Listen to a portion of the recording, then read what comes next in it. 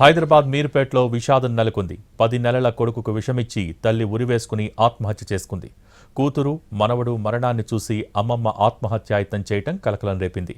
మీర్పేటకు చెందిన సుస్మితకు 4 సంవత్సరాల క్రితం యశ్వంత్ రెడ్డి అనే వ్యక్తితో వివాహమైంది. యశ్వంత్ రెడ్డి వృత్తిరీత్యా చార్టెడ్ అకౌంటెంట్గా పనిచేస్తున్నాడు. వీరికి యశ్వవర్ధన్ రెడ్డి అనే 10 నెలల కుమారుడున్నాడు. గత కొన్ని రోజులుగా భార్యాభర్తల మధ్య గొడవలు జరుగుతున్నాయి. తన కుమారుడికి విషమిచ్చి ఉరివేసుకుని ఆత్మహత్య చేసుకుంది సుస్మిత.